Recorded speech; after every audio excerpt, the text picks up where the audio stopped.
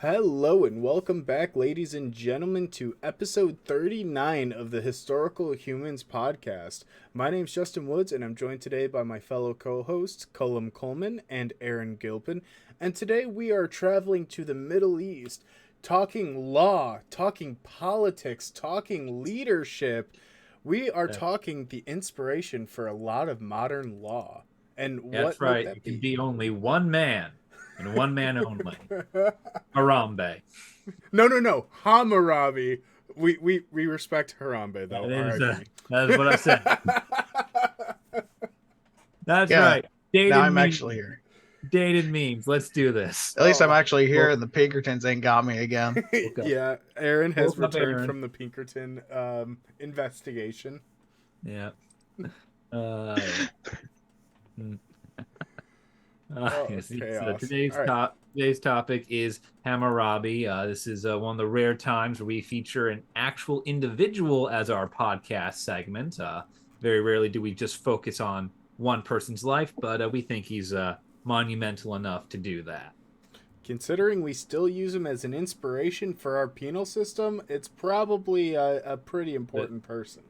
Justin, the man has a statue in the U.S. Supreme Court. Yes, Wait, I'm does he aware. really? Yes, He Aaron, has a he statue in does. the U.S. Supreme Court. He is there. The Supreme Court has a wall with carvings of lawgivers throughout history, that are like considered like fundamental to like the law of the United States. AKA He's high inspiration. yeah, and he's on there. There's a carving of Hammurabi in the United States. Well, I gee, gotta that see explains that. a lot with their decision making. And we're not going to get into politics. Yeah. I will. Not modern politics. We're No. going prehistoric. That's right. So Hammurabi ruled the city of Babylon in Mesopotamia and what is now Iraq. Hey, never heard that of sounds it. kind of important. And every time an American says Iraq, a fleet of F-22 Raptors fly over. Oh no, Yeah, it's unfortunate son. Iraq. It's Toby Keith's red, white, and blue. I'm joking, of course. It's Switchblade drones. All right, what he? It was an But- important place in Iraq. It was important. It was an important place in what is now Iraq. Was a major city and one of the major kingdoms of its time when Hammurabi came in to rule it. Hammurabi was the sixth king of his dynasty, a dynasty which lasted from 1894 to 1595 BCE. So this was a pretty stable dynasty, covering almost exactly 300 years. That's pretty solid. Yeah. Hammurabi ruled from 1792 to 1750 after he inherited the throne from his father, Sin Mubalit. 42 years? Yeah, is that He 42? ruled Is for- my math right? I was He ruled for 42 years. Yes, he ruled for life, universe, and everything. Wow. He was succeeded by his son, Samsuluna, who, unlike Hammurabi, was not up to that. Hammurabi inherits the throne, and he gets to work right away. He, like his son and like his father before him, were already involved in the political administration of the city and of, the holdings of Babylon.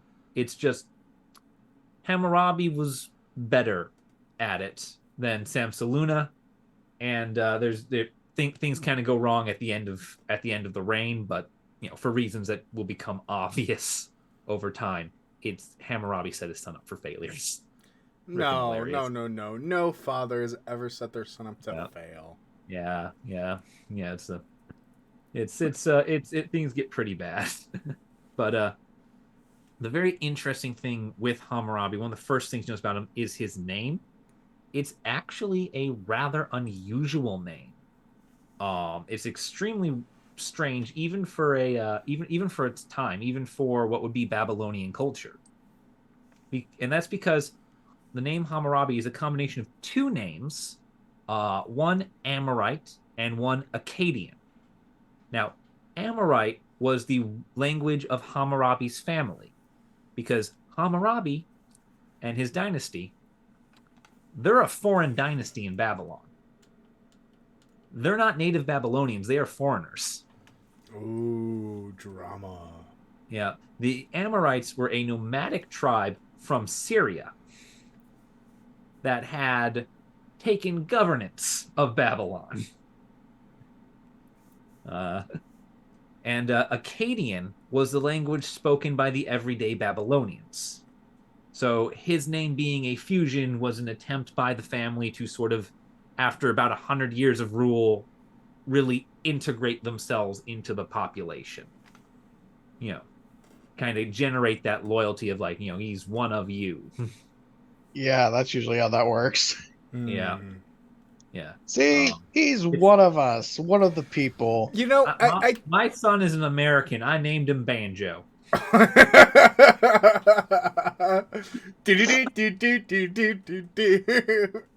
song of the Appalachians starts playing in the background. Pedal faster, your banjos. Yeah. Oh God, no! But you see that a lot in a lot of cultures where there's any level of foreign leadership within it, in that they try to identify with the people that they're controlling or that they're in charge of, and they try to make these connections to seem more akin, not this foreigner. It's a very interesting kind of tool, almost, I think. Yeah. And in this case, it was an incredibly egotistical tool, because without looking at the next part of the sheet, would anyone like to guess what the translation of Hammurabi's name is? Is it? I want to go with. So he's known for his laws. So maybe it's like great lawgiver or something like that. I think it's the Great One or the Great, like, Judiciary. Yeah. Well, you're both equally right and equally wrong. Okay. So I'm going to give you the half you got right. So, Rapi is the Akkadian name that translates to great. Oh. And it is the last part of his name, which is Hammurabi. Hamu means the family. Hammurabi is the great family. He is the one of the great family. That makes sense. That's yeah. an interesting name.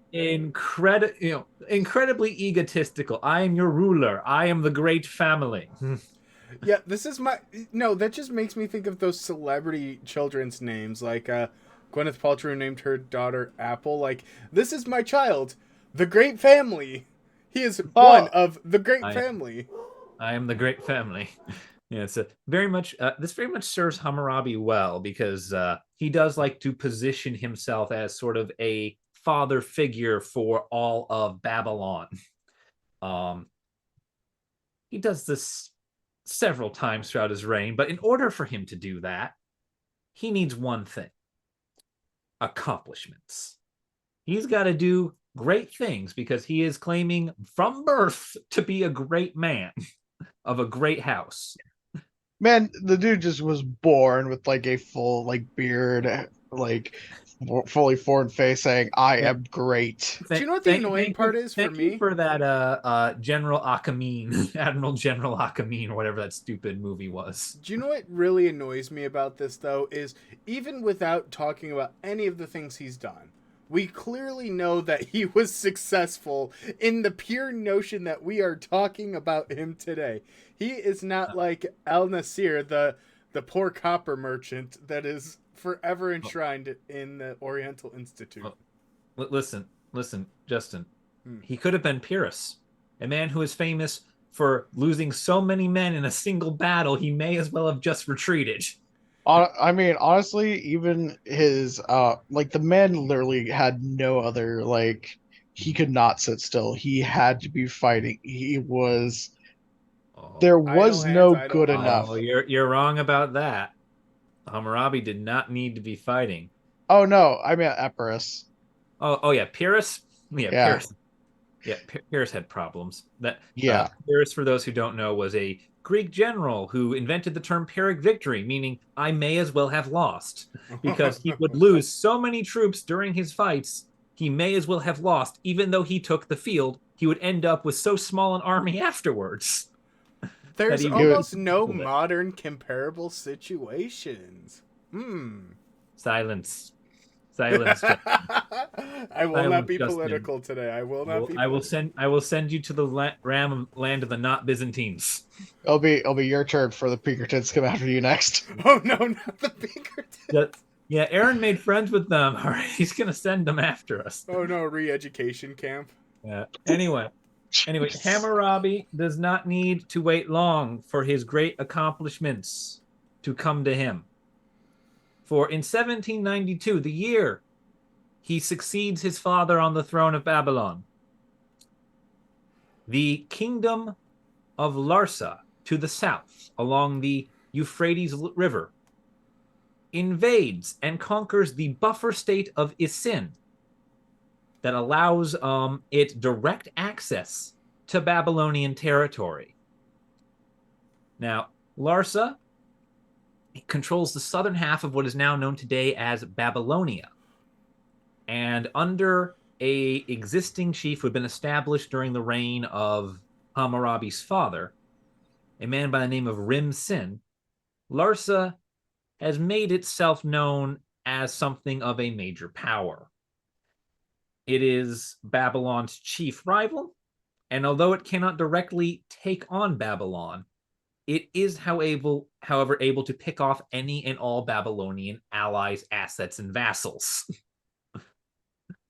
It's a real thorn in his side, and so Hammurabi inherits a throne with a pretext for war.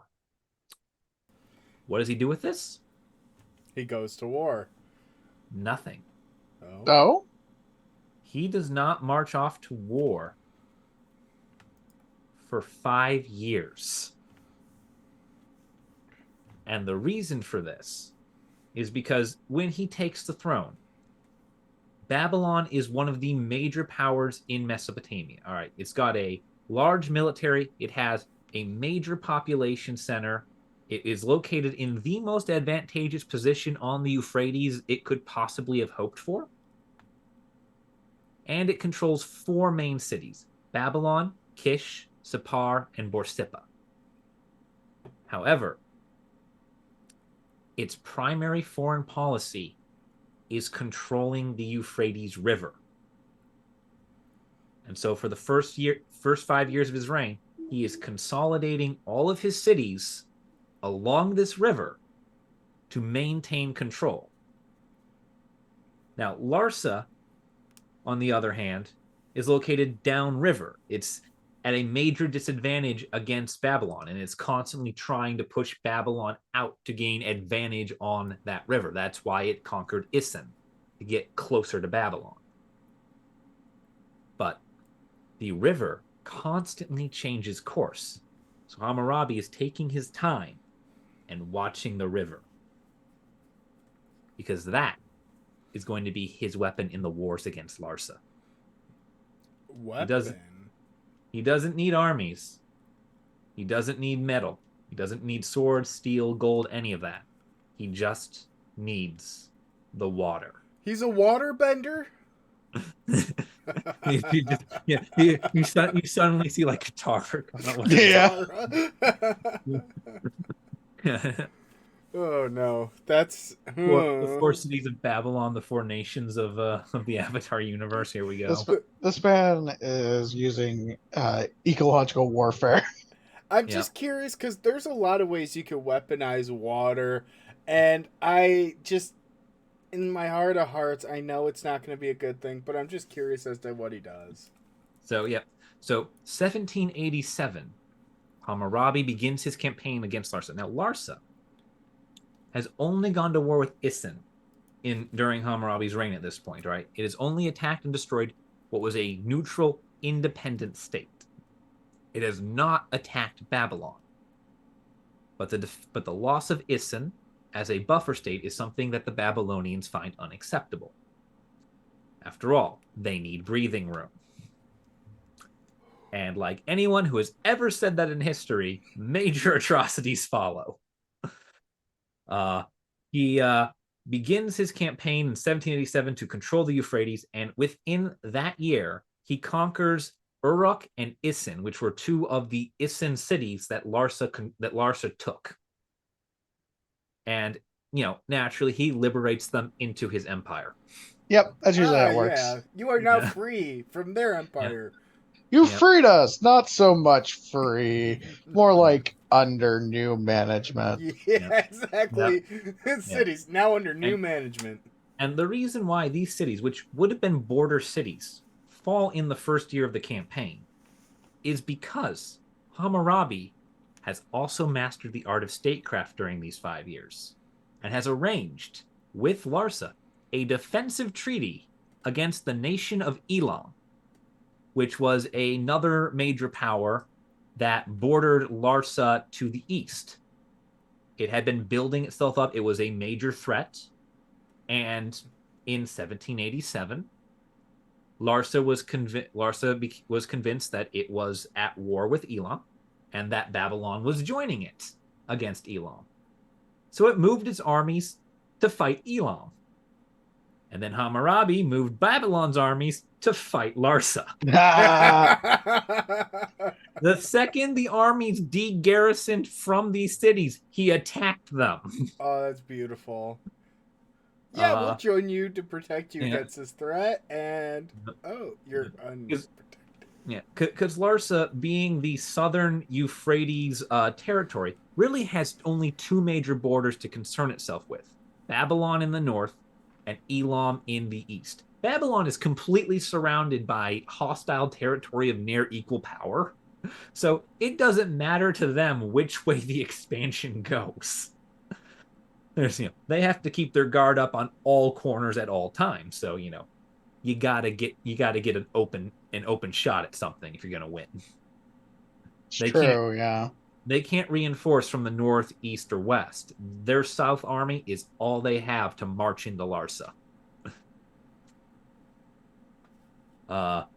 In 1786, he continues his war with Larsa. And it goes nowhere. The Larsan army returns. It does not regain any lost territory, but it does prevent Babylon from continuing to advance.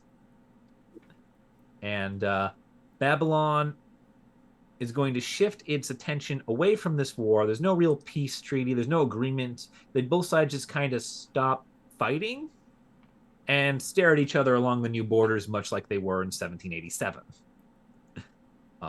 And this is largely because in 1784, problems to the north arise, and Babylon needs to divert troops to deal with that.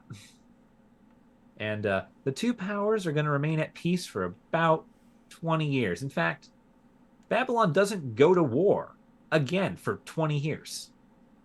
They continue to watch the river. They've asserted dominance. They've basically conquered Isin as part of them now instead of part of Larsa. They have what they believe to be the upper hand on the river. All is well. All is well. And then the Fire Nation attacked. Dun, dun, dun. Yeah. And so Hammurabi decides he's going to do a what's called a pro gamer move. I hate you. I hate you. God damn it. I'm just full of chaos today. He's going to play for a diplomacy game here, in a way very similar to all those alliances that caused World War I to break out. As he constantly makes, breaks, and shifts coalitions with everyone around him in order to make sure that Babylon is always on the most favorable end of the balance of power. Because during this 20-year period, there are, in fact, 5 major powers of Mesopotamia that are basically controlling the Tigris and Euphrates River. All right, those are the 5 powers that control the river.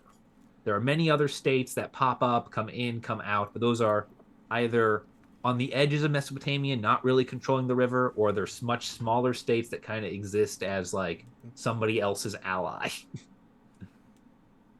And these 5 main powers are Mari, Ashur, Eshnuna, Babylon, and Larsa.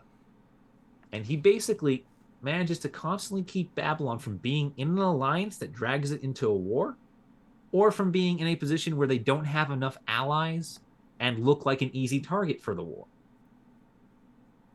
So he's pulling a full Bismarck right now. And he uses this time to do the thing Hammurabi loves to do most. Divert the river. Nope, that is build things. Oh. Damn the river. And in this case, Hammurabi builds every fortification he possibly can along his borders. I mean, kind of smart when you're in turbulent times, in these trying, troubling times. Oh, Yeah. God. Don't. But here's the thing. All the other nations around him aren't at peace long enough to have the time and stability to simply build and reinforce walls on all their cities, fortresses for all their garrisons, key strategic choke points along the river have, defenses and scouting towers and everything. He builds it all. Because no one is crossing the border to fight him, no one stops him from getting just the perfect defensive infrastructure set up. Honestly, it's smart too, because when he does eventually go on the offensive, you have a place to base your troops out of that's like a jumping off point. Yep. And that's precisely what he does at the end of these 20 years. After 20 years of preparation, Hammurabi's time to strike has come. And he proceeds to turn around and start executing Order 66 systematically. And by that, I mean going to war with 3 of the other 4 major powers at once. Well, technically, 2 of the other major powers and Elam, because Elam's back again. That's kind of a thing for them, if I remember correctly. Elon's just kind of there. Yeah. Elam has the unfortunate distinction of not being on a river and constantly trying to get a hold of territory on the river. They never succeed.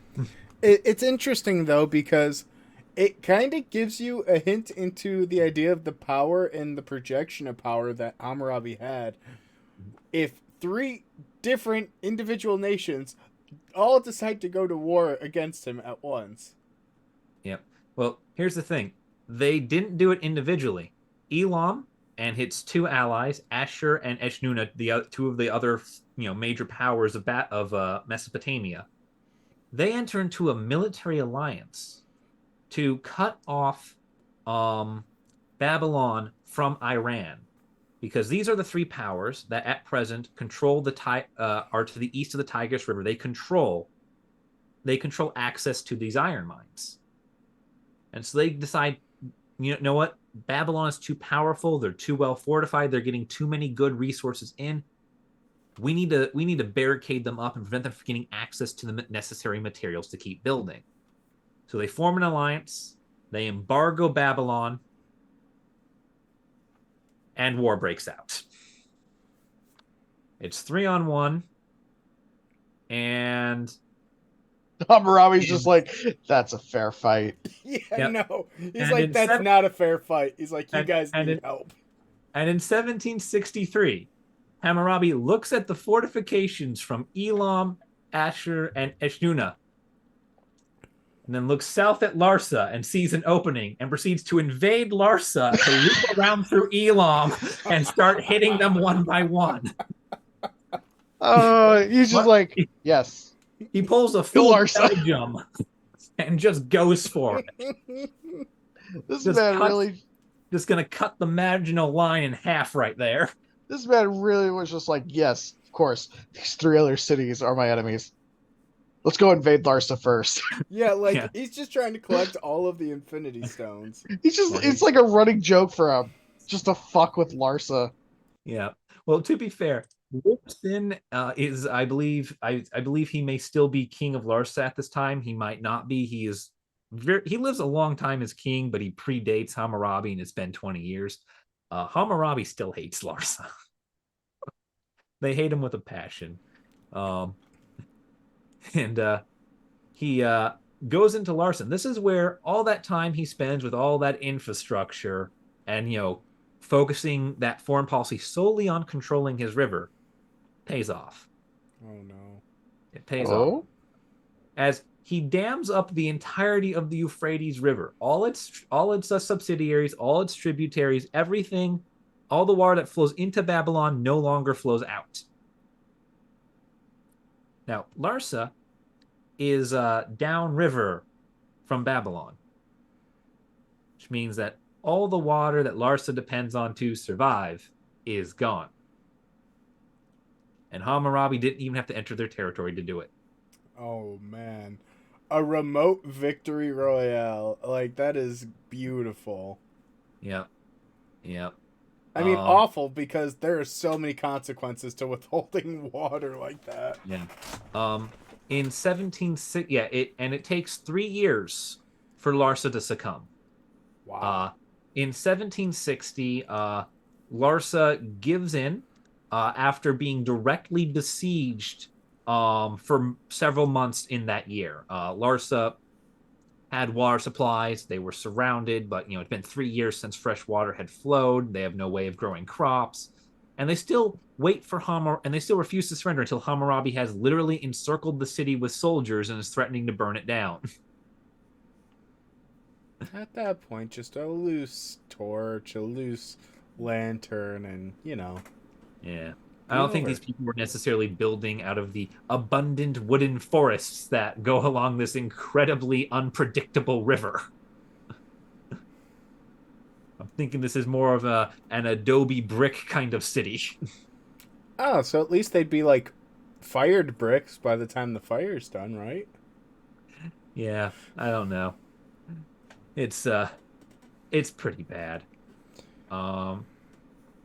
He celebrates during this time in his 30th year of rule, which is 1762. He celebrates 30 years on the throne by actually conquering most of Mesopotamia in that year. Wow. Even though Larsa is under siege at this point and not subdued for another 2 years, he takes a swing round and conquers Assyria, Larsa, Ashuna, and Mari. He wipes them all out. Now, Larsa is the last to go down, but he gives himself the epithet at the end of all this, the king who made the earth obedient. Oh, jeez. That's a hell of a title. Yeah, that is ego central. Well, watch what happens. 1762, so second year of this war. He takes out Eshnuna and Asher. Then in 1761, he turns on his ally, a man who has been his ally for the last 20 plus years. A man named Zimrilim of Mari, and he wipes out the Mari in 1761. What? Why? Oh. They were there. Why do you climb the mountain? It's there. Thou shalt not covet thy neighbor's wife. Oh. But thou shalt covet his life. Yeah. And his position at major crossroads, trade routes. Looking like a real wealthy position there, buddy. It'd be a shame. Yeah, he did it. He did it primarily for financial reasons. He needs those trade routes. He needs to keep funding this war. Hammurabi doesn't know how long this war is going to last, but he does know that even after 20 years of carefully managing everything so he can wage this war, his army's not going to have much endurance if he can't keep renewing funding. So he is financially literate. I like that. Yeah. Larsa goes down in 1760 by siege. Eshnuna actually has a bit of a resurgence as the war with them is like really intermittent. Like basically every other year there's a new declaration of war and Babylon takes another chunk out of them. I mean, yeah, like I assume a lot of these wars are in campaign seasons.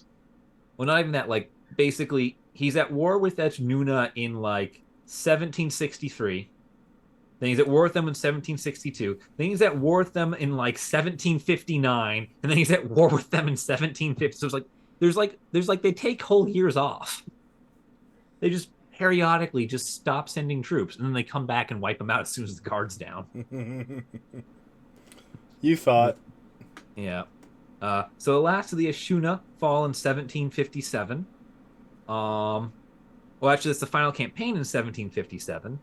As Ashuna officially surrenders in 1755 when he dams their river and proceeds to start trying to drown them out. So he reused an old tactic to great success. If Yeah. I had a nickel for every time I saw a man dam a river to get to conquer a city, I'd have 2 nickels. Yep. Which isn't a lot, but it's weird that it happened twice. Yeah, exactly. Now, following his normal pattern, like he does in Larsa, he builds new canals and irrigation systems around the dams that he built, so that the cities can have water again. Following his war, because again, once they submit to him, he kind of doesn't need to keep starving their population. He knows to stop killing them when they surrender, which is more than could have been said for the last person we talked about directly on this show, Oliver Cromwell. Yeah, yeah. Ireland Yeah. still He knows to remembers. stop killing people when they surrender. Ireland still remembers. Yeah. Uh, and here's the thing. Hammurabi actually condemns Babylonia and the Babylonian Empire to death with this conquest. Because, Oh? yeah. So, Eshnuna was the only buffer state between Babylon and the Kassites. Now, the Kassites were, they were a sort of tribal people further to the east. They're one of many divided smaller polities, so they didn't look like much of a threat at the time. Hammurabi has no way of knowing that this is a mistake. However, they will launch a nomadic invasion and do what Hammurabi's ancestors did ages ago and conquer Babylon. And because Eshnuna is not in the way anymore, they have direct access. Oh. And they proceed to just realize they can gain a ton of power by raiding and attacking these Babylonians. It takes them a few hundred years, but basically he just made borders with the Huns. Oh no! Like, you share a border with the Huns. Mulan starts playing in the background. We must defeat the Huns. Huns, the Mongols. There's so many confusing. But basically, it's something you never want to share a border with. That ends up becoming what they are because they share a border with him. It's hilarious. It's like this self-fulfilling prophecy. I mean, that's always the tale reached. with like emperors and dictators and all sorts of leaders, in that they always expand their empires to their furthest extent, and then they end up collapsing because there's a certain point of no return where it becomes too big, or like you end up bordering an adjacent polity that is not quite as friendly to you as I mean, it's more he probably just expanded a little too fast. Didn't have the infrastructure to support it. Well, here's the thing. It's just those guys, like the Kassites. They were just looking for something to do. Here's the thing. The Kassites get their attention turned to Babylon because it's a big, prosperous empire over, the next couple hundred years. And they border it. If Hammurabi doesn't conquer Eshnuna, they don't border this glorious empire, and thus wouldn't have an interest in, I don't know, militarizing to attack it. So it's one of those things where it's just like, if you didn't build your borders all the way out through Eshnuna, you wouldn't have ever had the Kassites as a threat, because the reason the Kassites become a threat is because you're hella rich and you're on their borders. And so it's this self-fulfilling cycle of just, if you don't invade Eshnuna, there is no threat east of Eshnuna. If you do invade Eshnuna, there's a threat east of Eshnuna. It's, damned if you do, damned if you don't, the way the timeline breaks. This is just what happens when you don't think too far in advance. Or in this, yeah, and by that we mean approximately 155 years. Yeah, exactly. You should really have a 155-year plan if you're going to lead. Even if you don't live that long. It doesn't matter. You should have your legacy live beyond your age.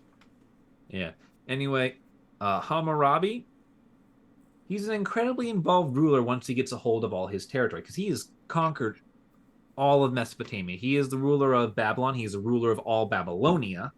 He is the ruler of all Mesopotamia.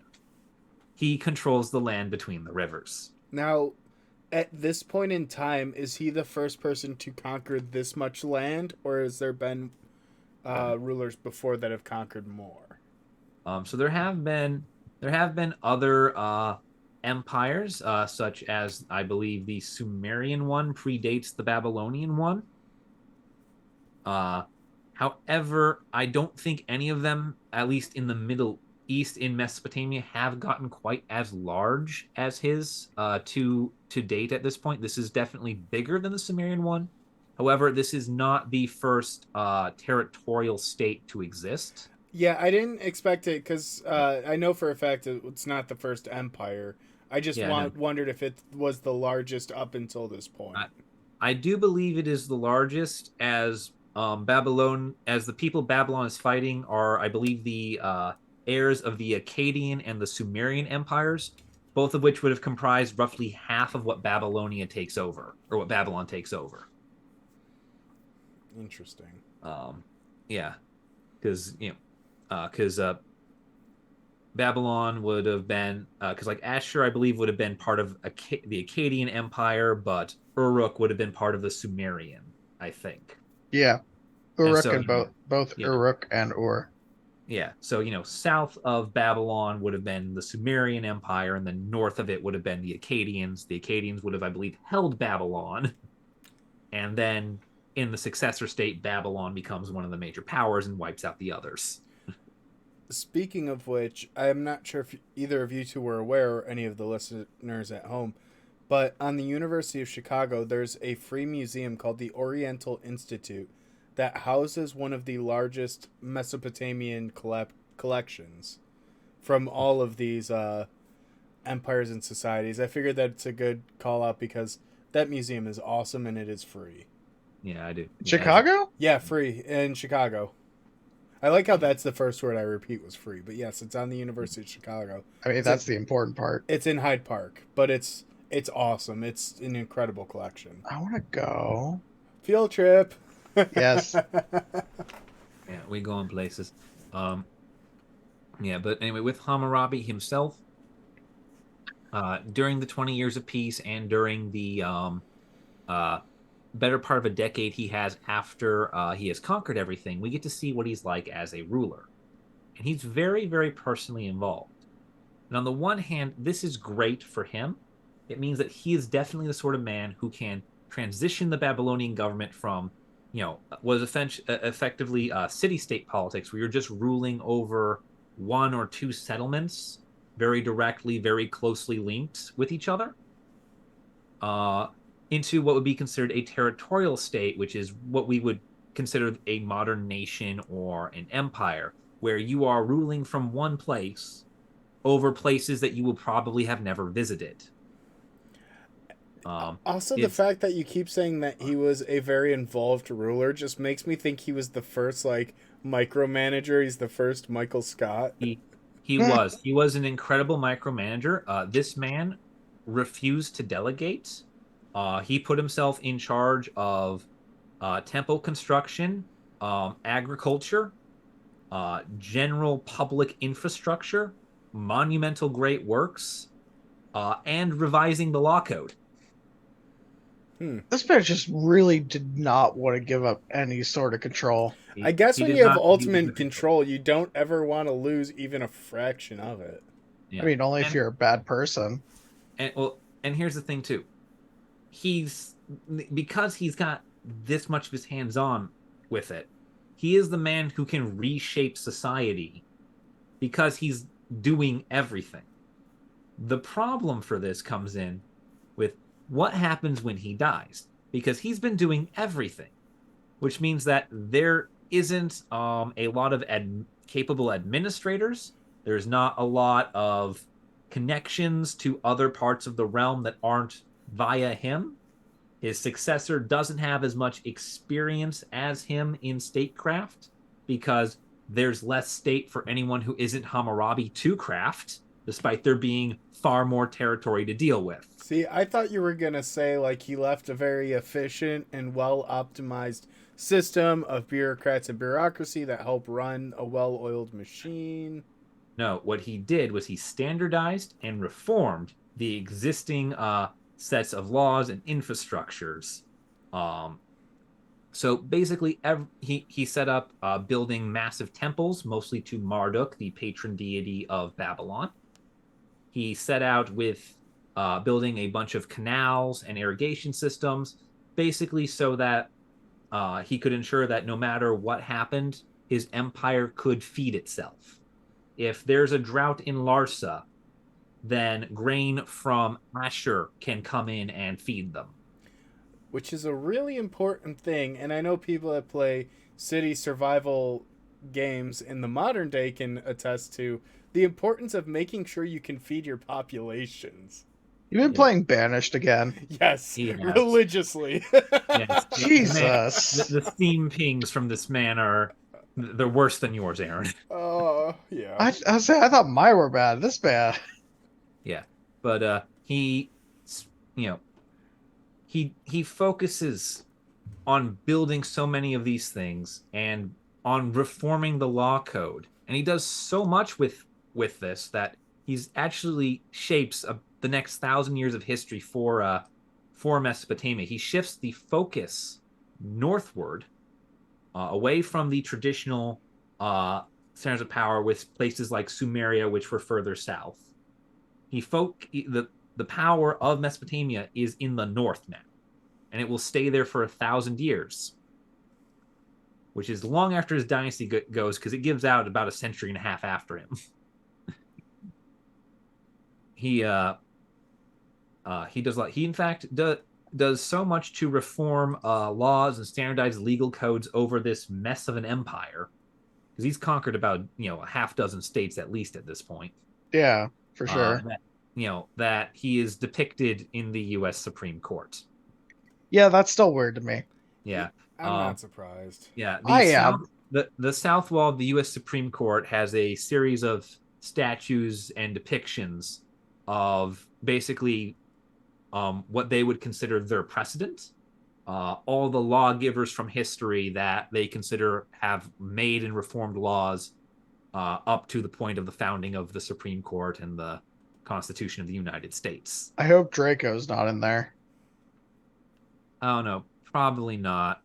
Not Draco Malfoy, you Harry Potter fucking nerds. The Draconian. The reason we get Draconian law. Yeah. Greek tyrant. No, I think my take fancy, I might be wrong, but I think one of the Byzantine ones, I want to say Anna Komnena's father. Oh, Alexios. The Alexios. Yeah, the Alexios. Alexios the Second. I think he's on there. It's either him or one of the Justinians gets up there for revising the law code. Justinian the first reforms. Yeah. Byzantine law. Yeah, I know one of the Byzantines is on there. I can't remember if it's an Alexios or a Justinian, but yeah, that's for you there, Aaron. So they have people on there you like. Come on, man! Like the Byzantines are fine; they're great. Mm-hmm. Yeah, and he does a couple other things for Babylon during the rest of his life here.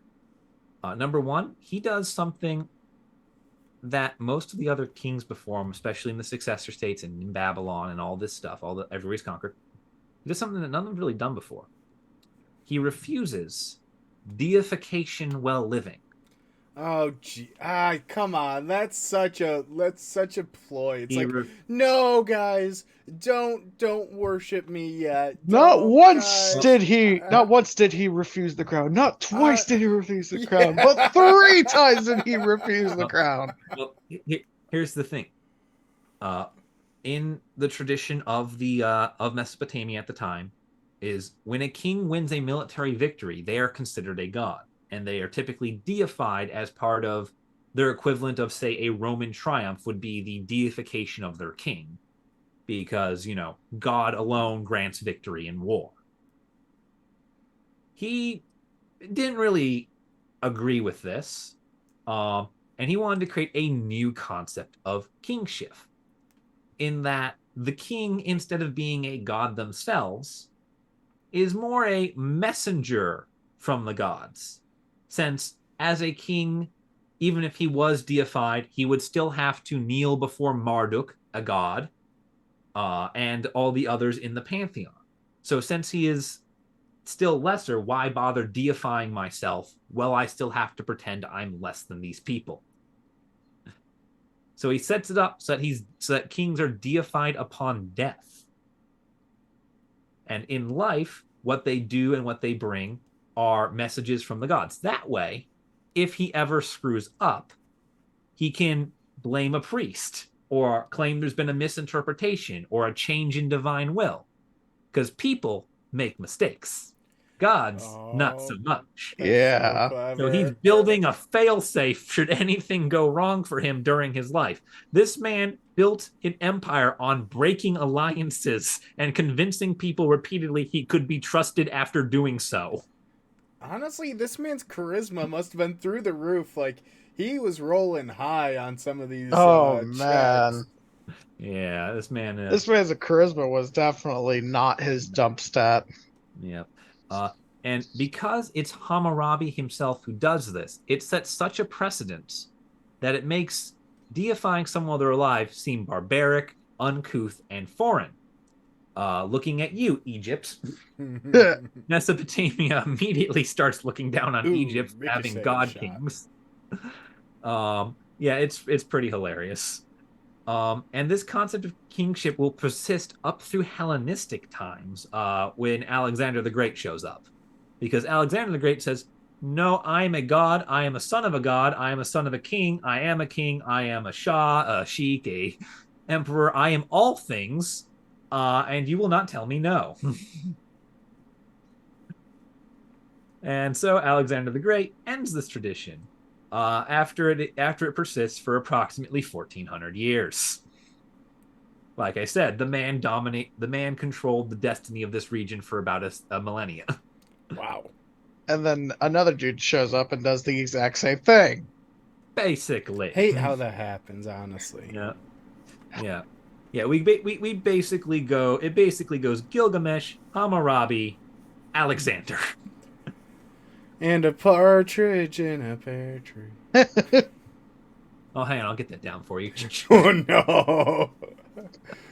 But yes, this is this is a major shift for the Babylonians, for kingship itself, and it's a pretty pragmatic one from Hammurabi's standpoint, because now he can backtrack on things and not have to worry about losing power for it.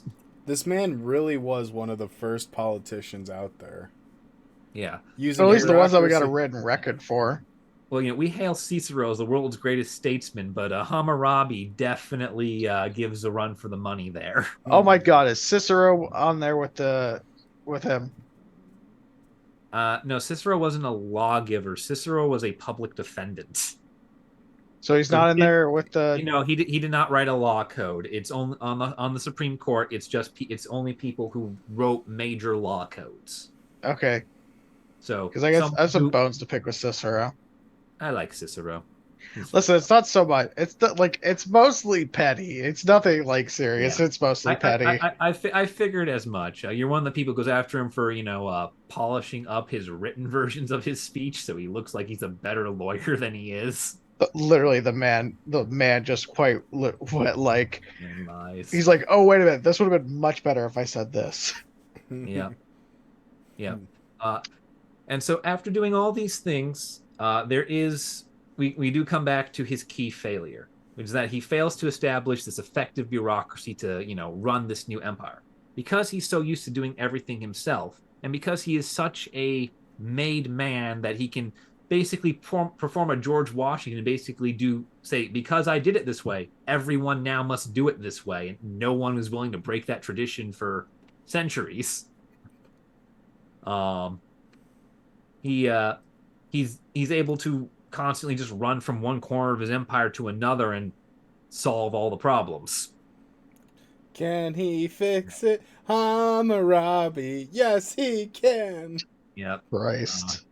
Yeah, and part of it too is like Alexander, he doesn't have time left in his life in order to establish an effective bureaucracy over his empire. He spends the wars that make him a great emperor and such come near the end of his lifetime, near the end of his rule, and after these wars conclude, just 7 years before the end of his reign, his health goes into decline, and he doesn't live long enough to build that bureaucracy to make it last. When you have these massive reshapings, you need to do them early in life so that you have time. And Alexander did his early in life, but he didn't realize his expiration date was 30. Just say, remember, kids, Yeah. don't drink. Be careful what you eat. Yeah.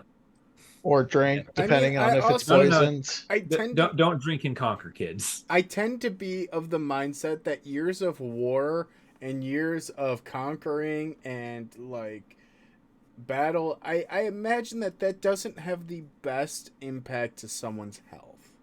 Yeah, no, especially considering the fact that these wars were happening while Hammurabi was at least 50.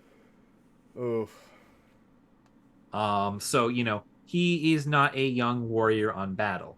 The reason why the Roman Empire was stable was because Augustus had decades after his conquest in order to reestablish a new form of governments, a new bureaucracy, a new everything.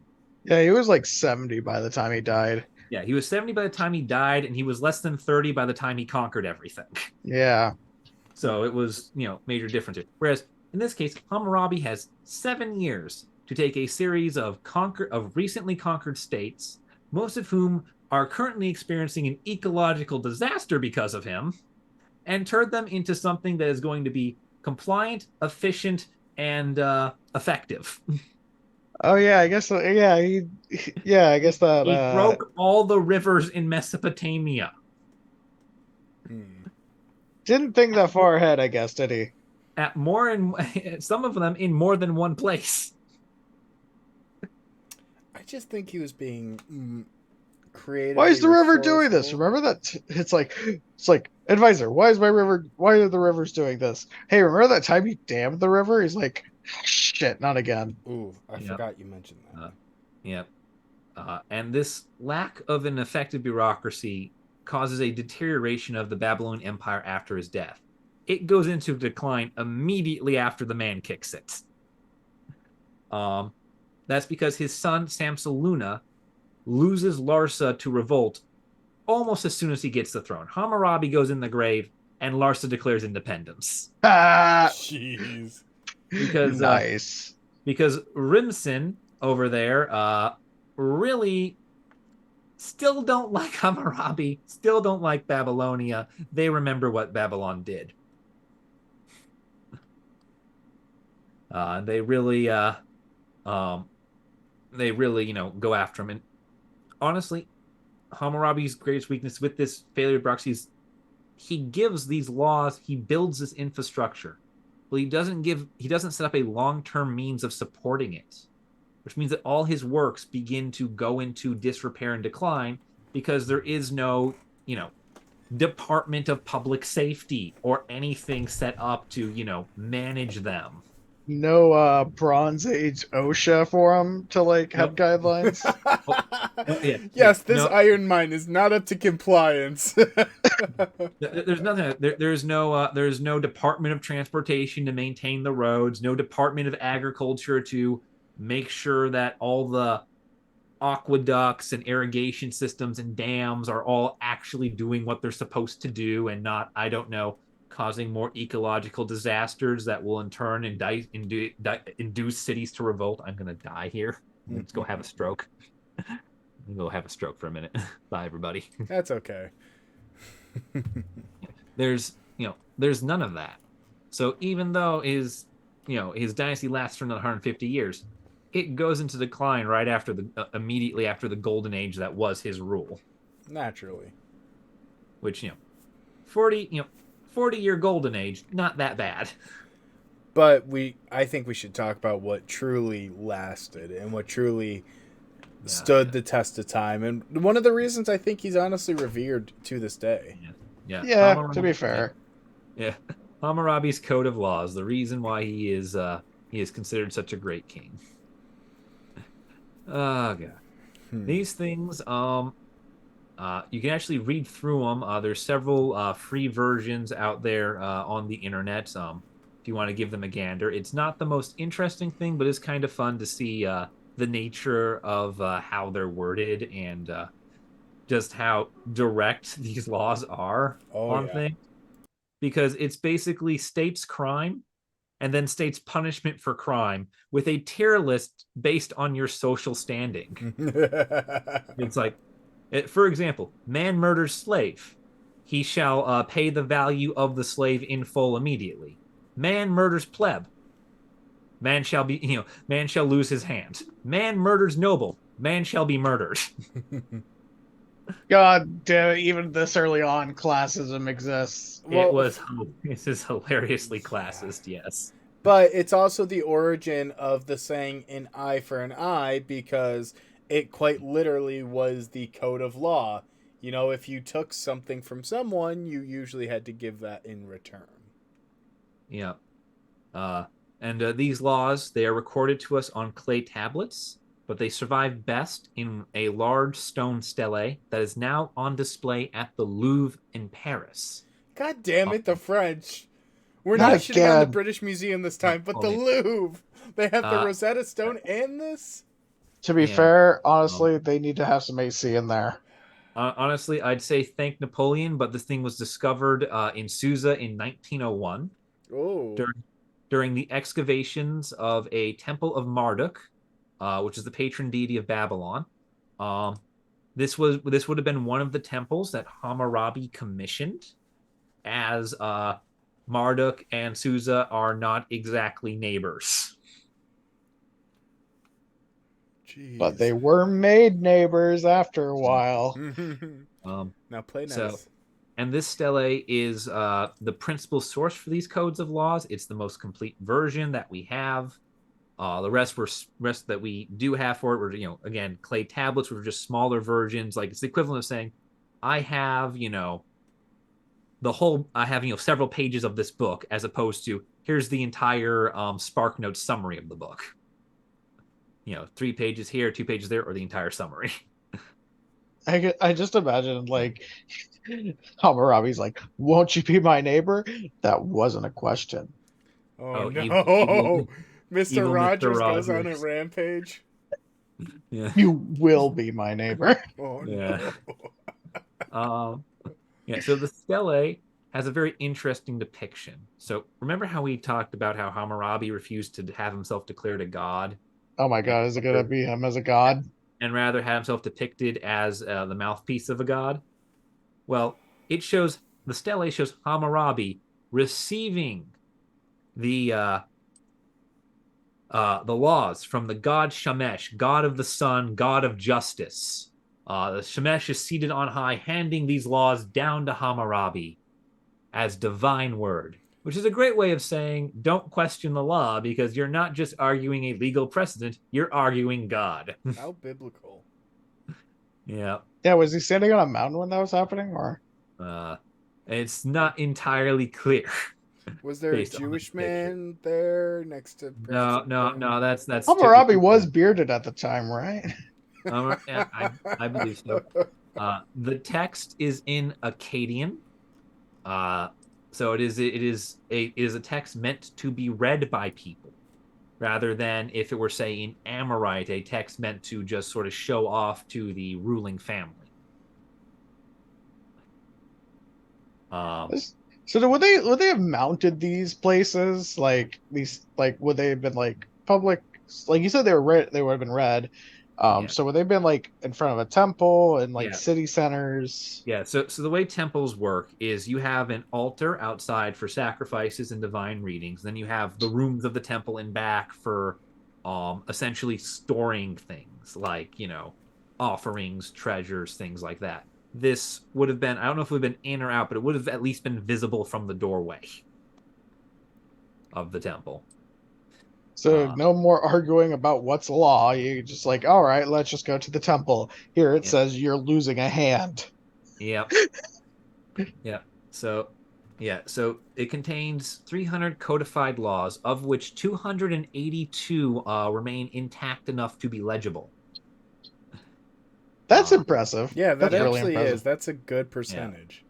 Yeah, that's very good. It's a very good thing. And it has its bases in some existing Sumerian legal traditions, as it was predated, as it is later found out by archaeologists. We didn't know this at the time we discovered it, but it has been predated by the law codes of Lipit Ishtar and Ur-Nammu, which are really weird words to say when you think about them.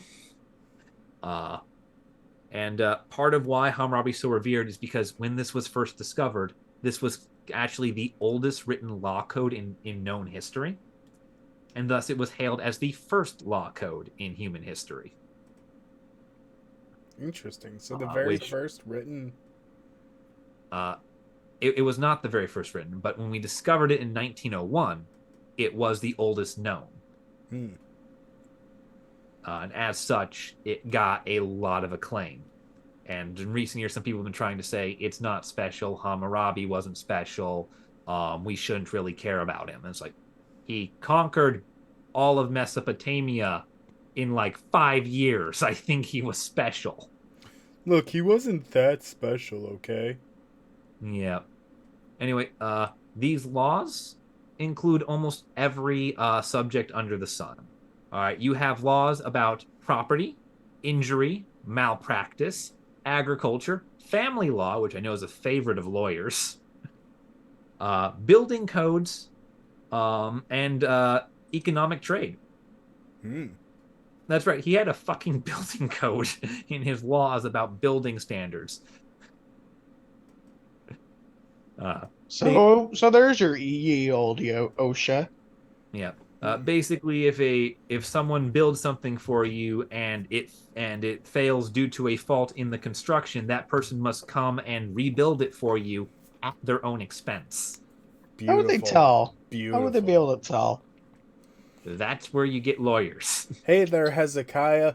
My hut fell down. Your building was bad. And then they would go, "Oh yeah, sir, you let a giant bull run around in it. What were you expecting? I'm sorry, my hut is supposed to be built to the standards that could contain a giant bull." Yeah, basically, and the punishments do vary based on the status of the what did we say, of the offenders and the offended. So basically, it's not only your standing in society, but also your standing relative to the person who hurt you. Mom, he hurt me. So basically, even though even though you might be, a member of the aristocracy, if the person hurting you is also aristocratic, the punishment is less than if the person hurting you was a pleb. It's quite interesting like that. It is very, very class-based. However, its primary focus is lex talionis, which is the idea that a person should suffer the injuries they inflict on others. It's the eye for the eye. It's it's basically the concept that like whatever do unto others as they do unto you. Then that is this whole idea of parity is just. And an eye for an eye. Yeah, and with that, it seems to have inspired or at least shared cultural origin with both the Mosaic law, which is the law of the Bible, specifically in the Old Testament, and early Roman law, which is why it's called lex talionis. Yeah, that was pretty Roman. Yeah. Oh, yeah. That's Latin. That's really like Latin of like I want to say like law by the talon, law by the claw.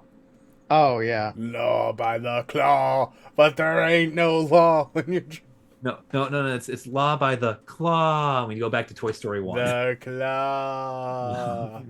I'm free. The law by the claw. Yep. I have Um, been chosen.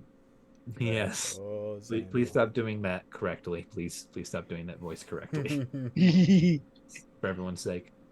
The law code, despite not being the first written law code and all this stuff, which has been proven through more excavations, more knowledge of earlier Mesopotamian history, it does have one key innovation in it that is hugely important.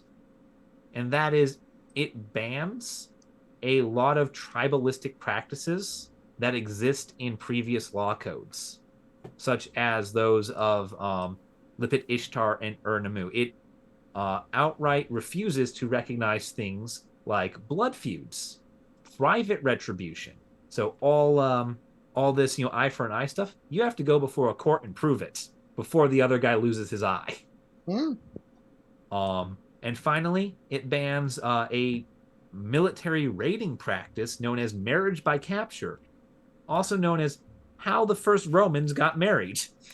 That's a pretty solid law, if I'm gonna be honest. I think that's a Wow. pretty good. Yeah, How progressive, Hammurabi. Yeah, like that's an innovative.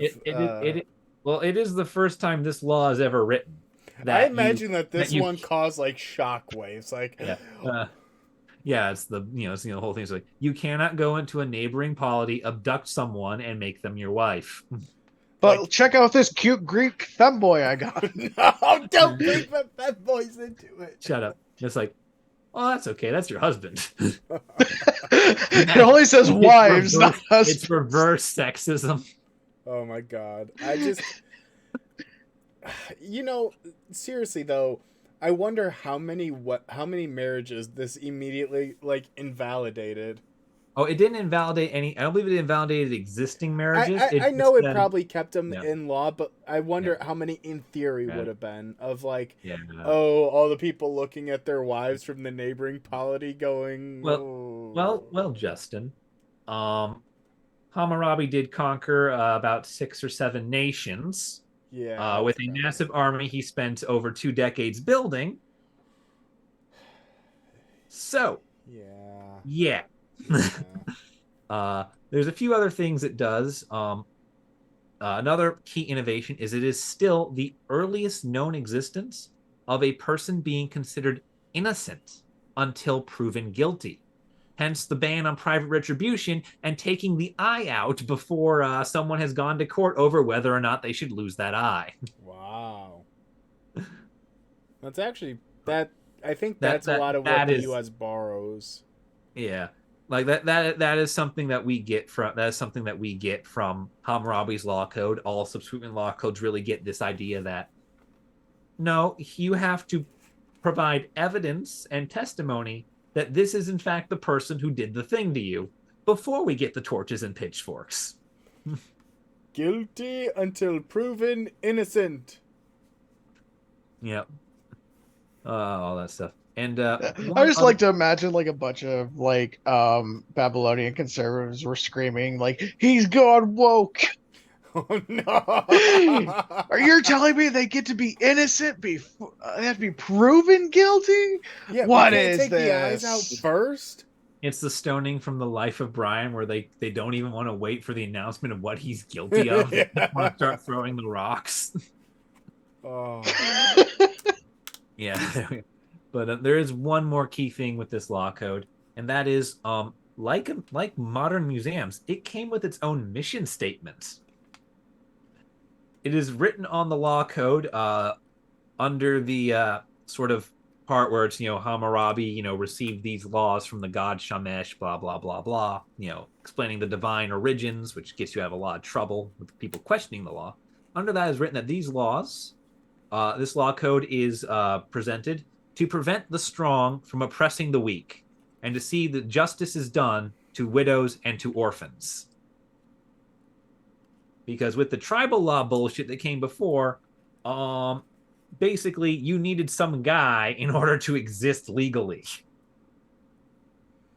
Now you don't need that because, relation to a dead person still grants you legal protection. I also just find it interesting how they say to prevent the strong from oppressing the weak, but because of the classist legal system, it kind of innately. It innately allows them to oppress the weak. However, they have to do it under certain rules. Like, I don't know, actually, pay back the damages you cause when you hurt when you kill, someone's enslaved person, or which they didn't have to do before, or I don't know, when you kill a peasant, you suffer consequences instead of just going, he was a peasant, I am not. No, you ran him over. Somebody has to, you got to lose something here. Oh no, it was a buggy hit and run or like a horse. I'm sorry, I thought this was Babylon. Yeah, no. I thought this was Babylon. Can't run over peasants anymore. What has this country gone to? Let's see, is this it? Oh yeah, this might be good translation. The leadership wouldn't have let this happen. Yeah. Right. Let's see, what should we do? All right, here we go. Personal injury. Law number 195 of the Law Code of Hammurabi. If a son strikes his father, they shall cut off his hand. If a man breaks another man's bone, they shall break his bone. Law 197. All right, here we go. I got some of the but here's some of the classist ones. Number 210. If a man causes a woman to die, his daughter shall be killed. Wow. If a man causes a female slave to have a miscarriage, he shall pay 2 shekels of silver. To the slave or to the slave's owner? It just says he shall pay 2 shekels of silver. I do not know to whom. I presume to the ownership. Yeah, because I wonder, you pay it to a slave, and it's like, oh, that's also just the cost of the slave. Hey, you just bought him freedom. Yeah. I'm sure it wasn't that generous. No. Yeah.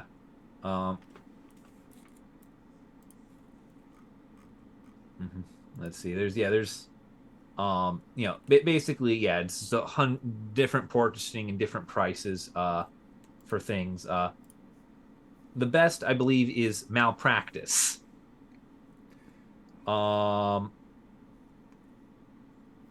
It states that if a physician operates on a man for a severe wound and saves that man's life, he shall receive 10 shekels of silver.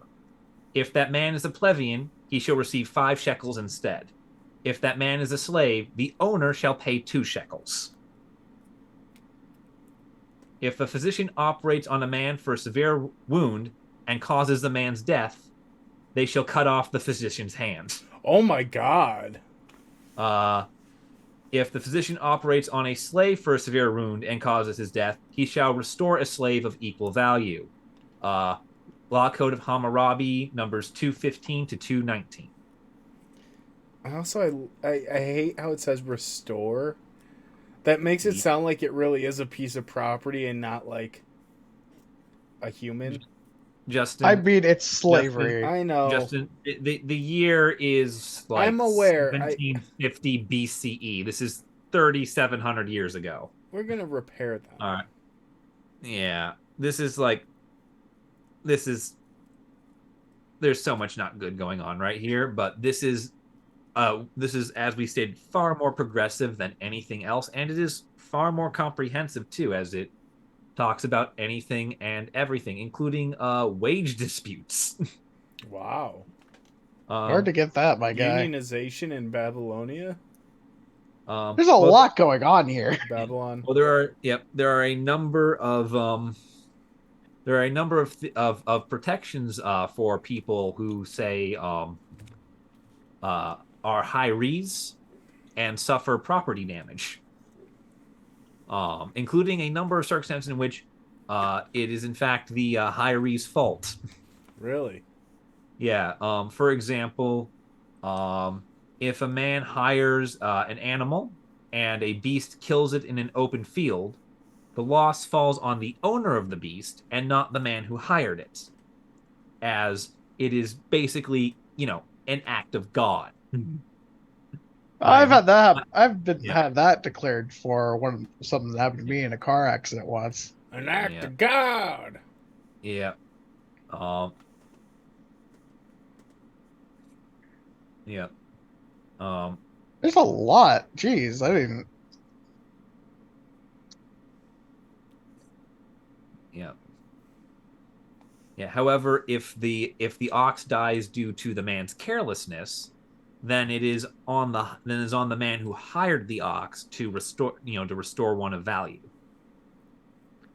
And so you can see right there, 244 and 245 create a wonderful legal battle between themselves as to whether it's the fault of the beast or whether the guy was just being careless and let it get to the beast. I mean, like Hammurabi was very thorough. Yeah, yeah. There's sections in here on false accusations, on stolen property, on failing to maintain irrigation systems, uh, on trade regulations, personal injury, family life, physicians, malpractice, building code, and wage Malpractice regulation. lawsuits in Hammurabi's time. Hell yeah, man. Yeah, basically, it states how much you receive for saving a man's life. You receive less the lower class the man is. However, at any point, with the exception of a slave, should the man die while undergoing your operation, you lose your hand. Yeah. It's absolute. It's like, yeah, this is absolutist. There's some really weird ones in here.